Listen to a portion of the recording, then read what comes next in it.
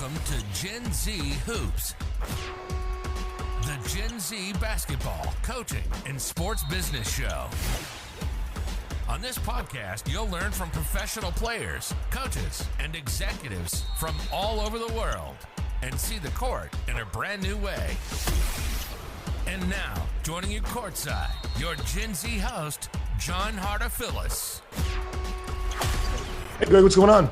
Everything. Busy time of year, John. It's basketball, and I still do some of that like you do, and work and family and holidays coming up. So very busy, but doing well. Great to talk to you here. Congratulations on your shows and your YouTube channel. Looks like you're doing great things. I appreciate that. I'm really thankful that you took the time to come on the show and share your story, because you're number one doing so much now, right? It's basketball season. It's always, I guess, right, money season or tax time season. So that's always happening. But right, of course, thank you for coming on the show. And I just kind of to jump in, I'm sure, right, when people meet you, they probably either ask you about what you're doing now on the financial side, or they talk to you about your illustrious NBA career and the championships. I'm not going to go there. I don't want to start there. I'd rather ask you about the Southwest YMCA in Houston. That's what I want to know about. Wow, what sports out there has Southwest YMCA? That was the first team I played on. But yeah, I grew up in Houston, and I had an older brother, a couple older sisters. My brother played ball, so we had a goal in the driveway. There was a goal down at the Catholic school down the street, and we could get in the church gym sometimes. So I'd go hang out, and I was the guy who got to keep score for a while when I was little. And then as I got a little bit bigger, they let me play, and we played other sports too. I mean, that was an era where we didn't stay inside. It was hot as heck in Houston in the summer. We might go inside for 2-3 hours in the afternoon, but we're outside playing baseball, basketball, football, hide and go seek, whatever, some sort of game. And so with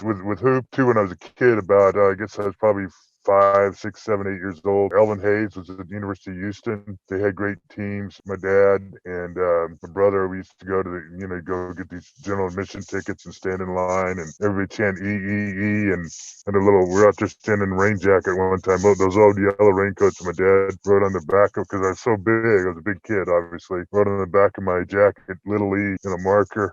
And it was cool when I was I think I was 10 or 11 years old. I got to meet Elvin Hayes at a basketball camp. So a lot of those influences, the University of Houston's great team, and then the Houston Rockets moved. I think they were the San Diego Rockets before they moved to Houston about that time, about 1970 or so, 71. I was totally into basketball. Got to watch, Wilt Chamberlain and Walt Frazier and the Knicks and Kareem Abdul-Jabbar, and so I loved all the other sports, but basketball was my number one. And like I said, I got to play my first team 10 years old at a YMCA in Houston, and that kind of got the bug going totally. I love taking it all the way back there, because that's obviously where you got your start from, and that's the catalyst for everything else that happened right later on in your life. So that's what I find super interesting is the start of it all. But right, you mentioned how you played a lot of other sports and you're really well versed and tried to be a diverse athlete. But at some point, right, you specialized in basketball, and I said, you know what, I'm going all in. Like I was like 14, 15, between like 9th, 10th grade years. I dropped football, then I dropped baseball, and there were the football. I would love to do it. Actually, my height, I probably would have been a better football player the way I played, but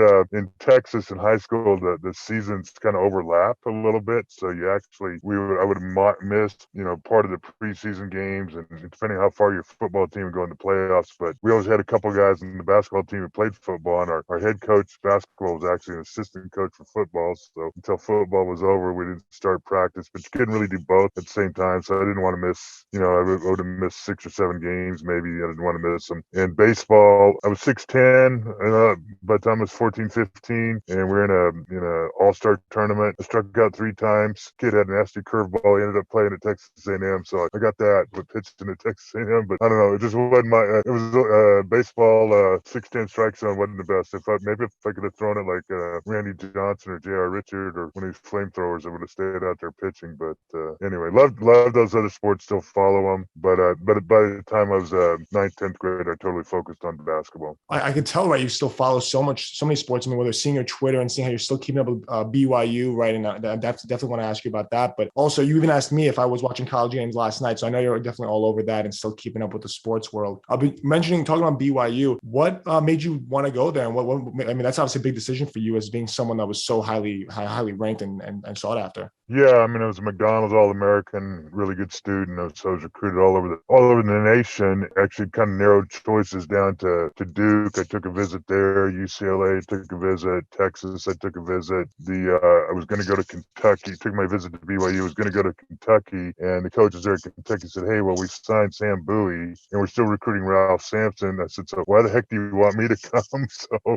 anyway, I decided on BYU by then. But actually, my mom had gone to BYU, and some of her sisters and my older siblings had either gone for some or all their college career there. And so if I'd just been going to school, we were members of the Church of Jesus Christ of Latter-day Saints, which sponsors the university. If I'd just been going to school, it probably been where I went. But with basketball, it was a tough decision. There were a lot of great places out there that I could have gone, but it was also things were turning around then. They'd had a great tradition in basketball, but kind of a lull in the early 70s. And then Frank Arnold was our coach. He'd come in a couple years before, recruited Danny Ainge. Frank had been a Coach Arnold had been an assistant with John Wooden during the Bill Walton years, and a couple years after that, their 88-game winning streak. So we did a lot of things, practice and performance-wise, a lot like UCLA, which was the king of college basketball then. And anyway, Danny came in the next year. He picked up Devin Durant, Fred Roberts, who were a couple of high school All-Americans too, and had good pro careers. Another guy, Steve Trumbo, was year head. Steve played in Europe for about 13 years. So the pieces were in place for us to be really, really competitive, and we were, especially through Danny's senior year, and went to the Final Eight my sophomore year. So it was just a decision that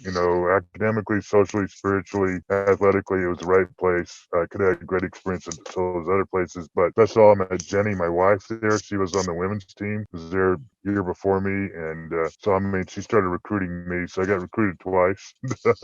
So that's the best decision about going to BYU, is meeting Jenny.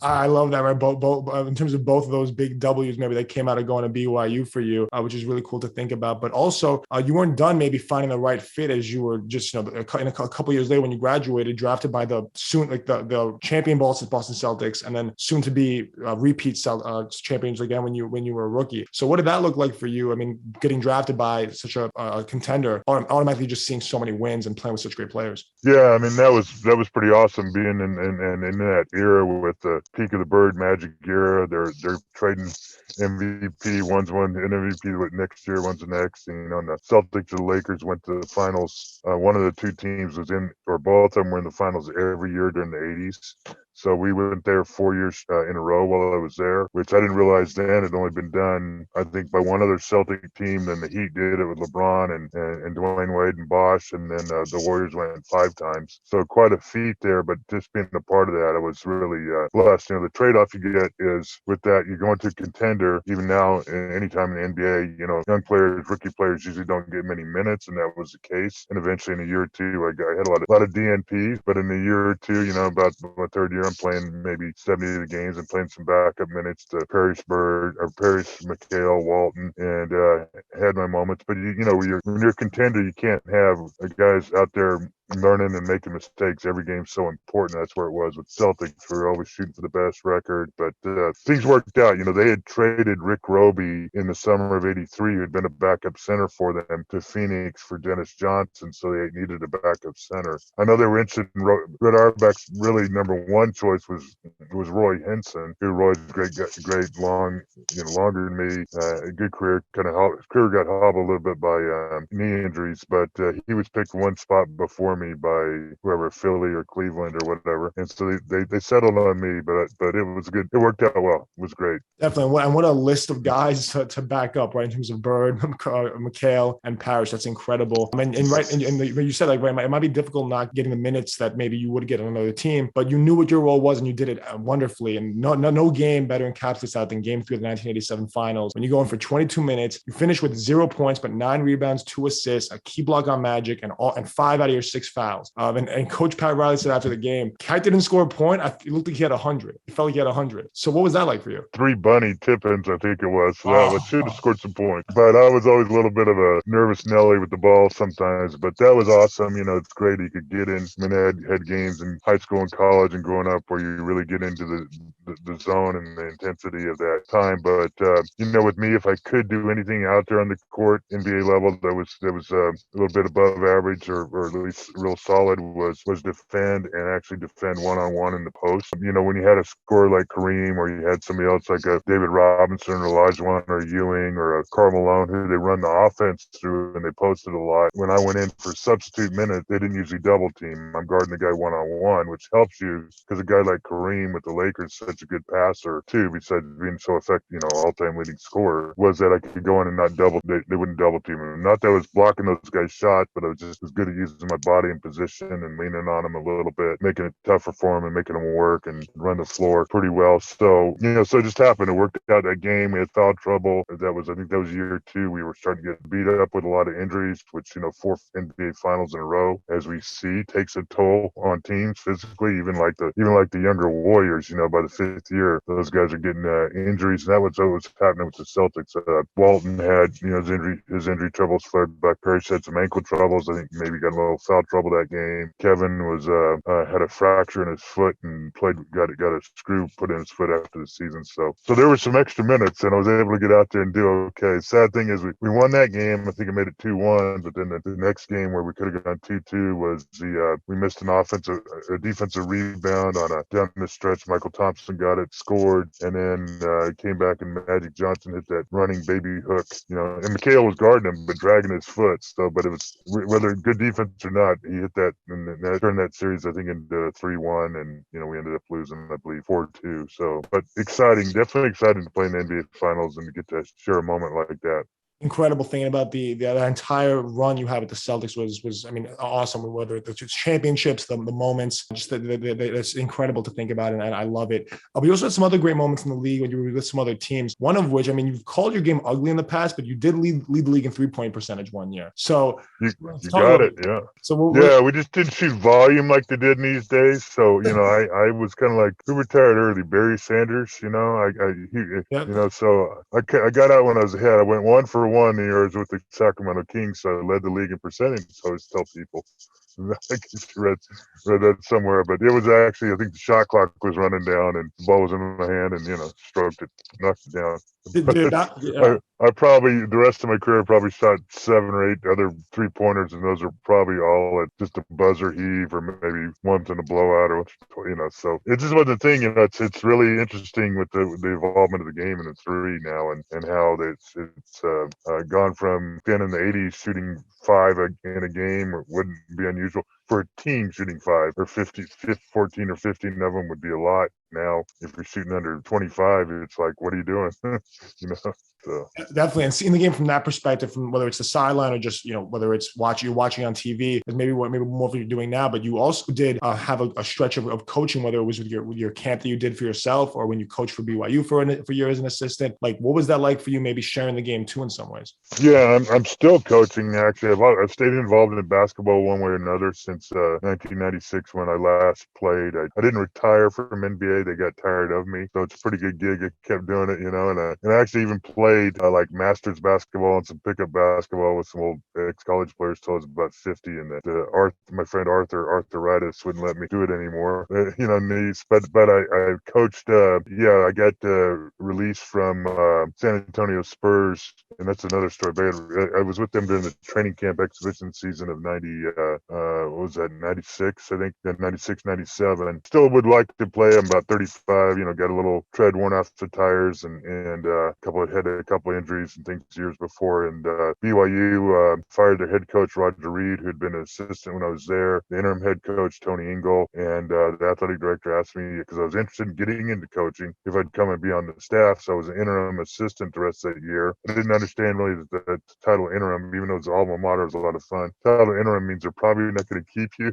But we came back here to Orlando, which was our home base. We had a lot of young kids, and we had a private school that we just helped to found that my wife was running, and came back here and I coached junior college, community college team as an assistant for about 7 years at Seminole Community College. And after that, with this big family, just had to get out there and spend more time making a little bit of money. And so got back more involved in the business end of things, like what I do now and some other things I've been involved with. Anyway, but I stayed involved in coaching our kids, my kids in particular, when they played middle school ball or AAU or something like that. Done plenty of camps and a little bit of personal training training, not a whole lot, a bit of it. And even now, the school that we found is called Pathways Pathways Private School. We're developing a sports academy with it. So it's Pathways School and Sports Academy. We are sports being like sports professions. We want to introduce the kids to all these other things like being a podcaster and having a YouTube channel, being a broadcaster, being a marketer, being a trainer, athletic trainer, all sorts of, there's a lot of, not everybody can play ball, not everybody can play college ball, and even when you do, it doesn't last forever. So there's a lot of things in the industry, but we added high school grades to school about 5 years ago. You used to just go through the 8th grade, and so I helped them start the high school sports program. So now I've got it down to where we got other people in place, and I'm just the assistant for the boys basketball team. So we're starting out the season well. We're 5-1, and we have a game tonight, so we're looking forward to it. It'll be a tough game, though. It's a tough conference game. I'm wishing you the best of luck for that in your coaching, in your game tonight. But I definitely wanted to make sure you know that you have my phone number if you ever need help with any podcast stuff. I'm doing the same thing with Xavier, trying to get kids doing that after doing 300 episodes of my own. I'd love to help out in any way I can, and love the thought that that's happening. Yeah, it'd be great, man. We could do a time where you actually shared what you're doing with some of the kids or at the school. It gives them a vision. That's some of the things we're trying to do, is just introduce them to other folks and show them, hey, here's what he does. Here's what you could do.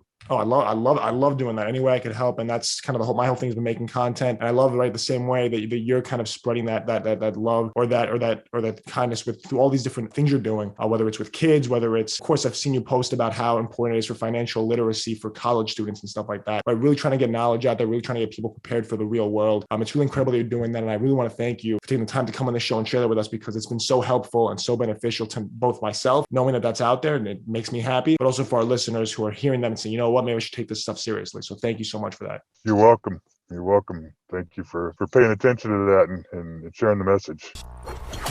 Thanks for listening to Gen Z Hoops.